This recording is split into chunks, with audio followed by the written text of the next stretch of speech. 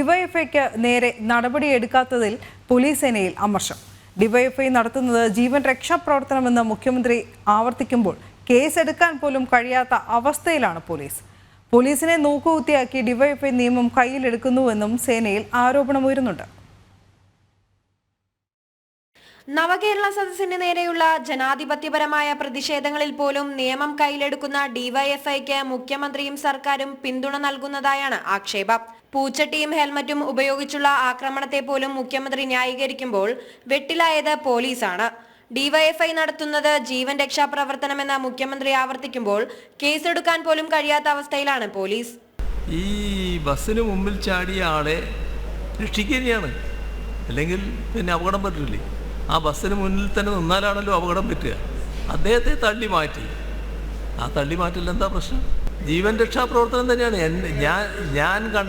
ഞാൻ കണ്ട കാര്യമാണല്ലോ ഞാൻ പറയുന്നത്. എൻ്റെ ബസ്സിൻ്റെ, ഞങ്ങൾ യാത്ര ചെയ്യുന്ന ബസ്സിൻ്റെ മുന്നിൽ വന്ന് ചാടുന്നു.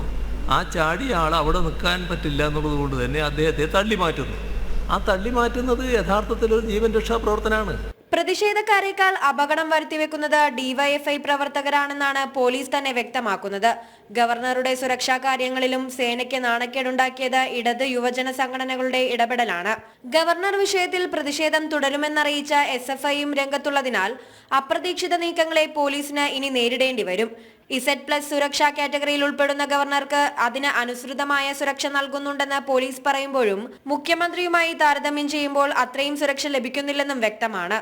സേനയുടെ സൽപ്പേരിനും കളങ്കം വരുത്തുന്ന നടപടികൾക്ക് വഴങ്ങിക്കൊടുക്കേണ്ടതില്ലെന്നാണ് ഒരു വിഭാഗം ഉന്നത ഉദ്യോഗസ്ഥർ അഭിപ്രായപ്പെടുന്നത്. ജനം, തിരുവനന്തപുരം.